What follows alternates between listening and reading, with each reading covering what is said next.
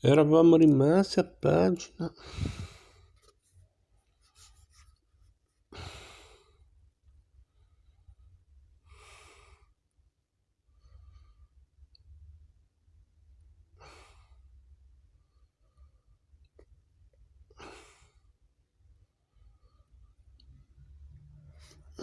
52.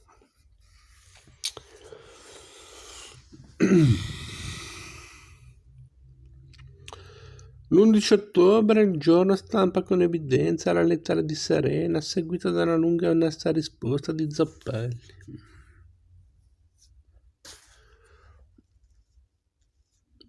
L'ex corrispondente della Mosca racconta come si fosse lasciato abbacinare dal socialismo reale. Lei mi rimprovera di aver usato la parola truffa, eppure io credo che sia l'unica possibile. È tipico di chi rimane vittima di un raggiro non voler convincersi di essere rimasto buggerato. Se uno ha comprato un culo di bottiglia credendo che fosse un brillante, continuerà a pensare di possedere una pietra preziosa finché qualcuno, con una martellata, gli dimostrerà il suo errore. Guarnascagli la martellata l'ha presa in un posto che non nomino. Quella che presi io fu meno dolorosa e di natura solo professionale, per fortuna. Zoppelli racconta così il suo travaglio di simpatizzante comunista italiano spedito a Mosca perché racconti l'URSS. Io alle calunnie antisovietiche non credevo, e tra gli articoli dei corrispondenti della stampa borghese e quelli dei corrispondenti dell'Unità e di Paese Sera preferivo di gran lunga questi ultimi. Avevo anch'io una fede, insomma, come Guarnascagli, che durante tutto il primo anno della sua permanenza in Russia scriveva al fratello Mario lettere entusiaste sulla realtà sovietica, per poi cambiare radicalmente idea. Così il mio primo anno a Mosca, che cantonata, ragazzi.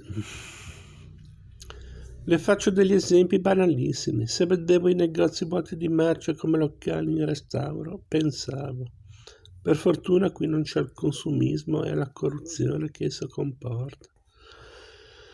Se passavo davanti a una coda lunga 100 metri per comprare le patate, mi dicevo: ecco, guarda come la gente chiacchiera e socializza, altro che la solitudine capitalista. Se entravo in una libreria e altro non c'era da comprare che saggi su Lenin. Discorsi di Brezhnev e panegirici sul socialismo di fronte agli scaffali vuoti mi compiacevo.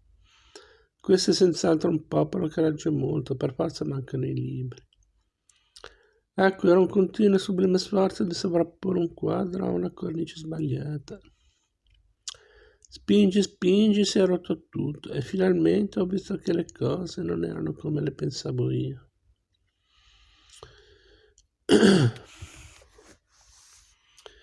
Mentre il corniciaio Zoppelli s'arrabatta e si deprime alle prese con il quadro sovietico, in altre parti del mondo c'è chi con la sua macchina da scrivere fa esperienze diverse ma non meno frustranti. Per esempio, c'è chi dapprima si indigna e poi deve rammaricarsi d'essersi indignato.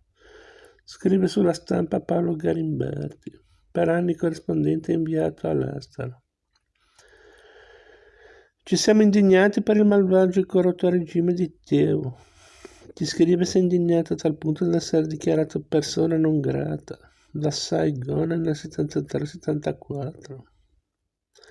Poi i Viet Cong e i loro alleati hanno fatto del Vietnam liberato un immenso lager.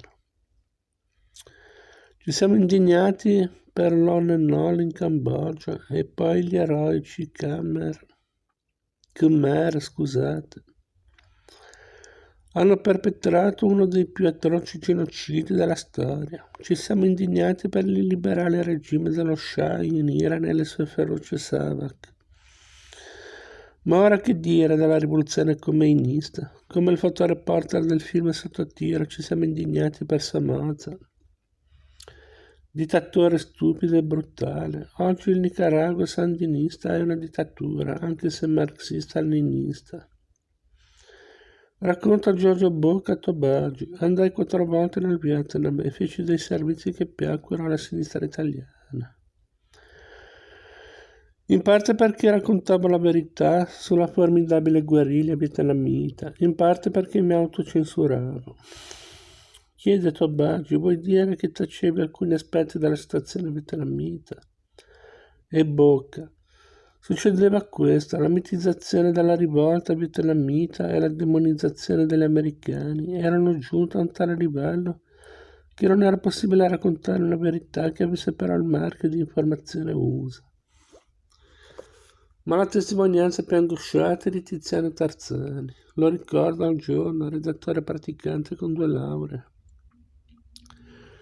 Era brillante, parlava un ottimo inglese, conosceva anche un po' di cinese, aveva una grande passione per la Cina di Mao.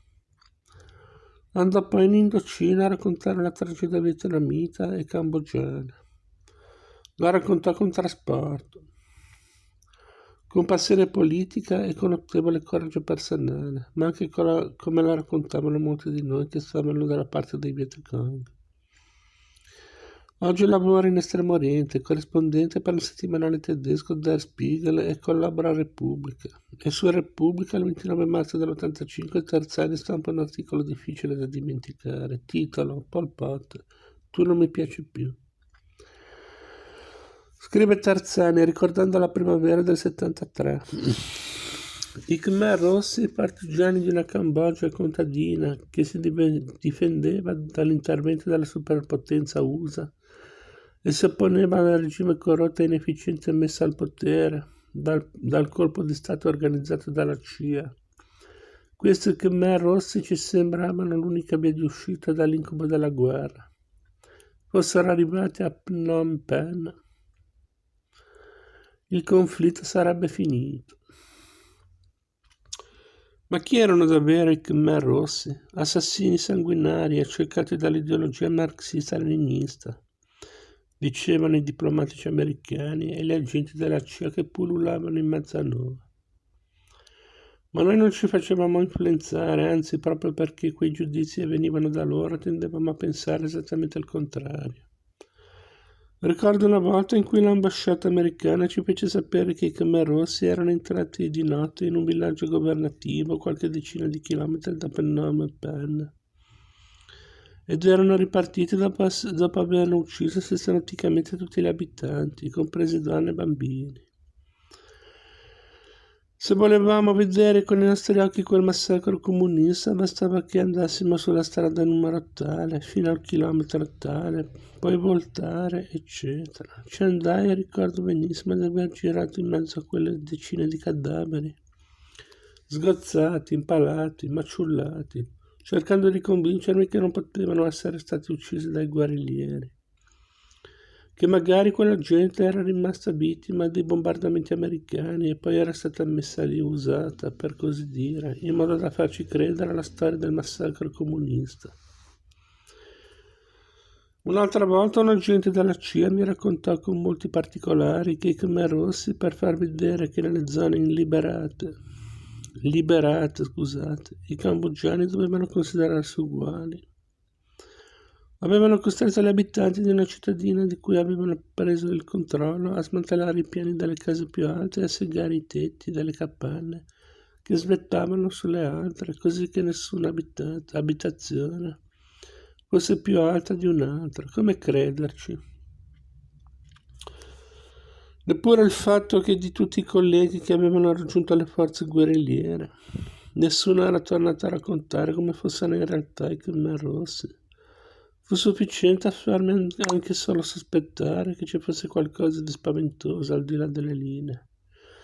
Dall'inizio della guerra, nel 70, ben 33 giornalisti erano scomparsi nelle zone tenute dai Khmer Rossi. Un prezzo altissimo pagato alla ricerca della verità.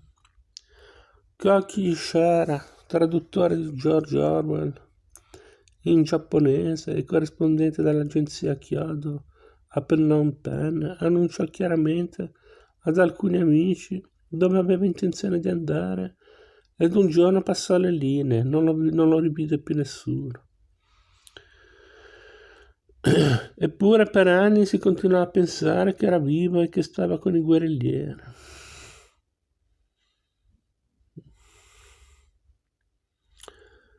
L'idea che i Khmer Rossi fossero dei brutali e metodici assassini non mi aveva mai sfiorato.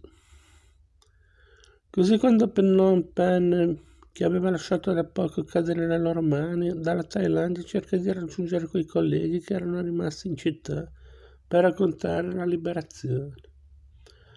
Mi inoltrai a piedi in Cambogia finché non fui catturato e messo contro un muro dai primi veri Khmer Rossi che avessi mai visto. Un gruppo di giovani dalla pelle riarsa, scusate, usciti dalla giungla, mi resi conto di avere a che fare con gente dura e fanatica, ma ancora non capii. Giampaolo Panza, carte false.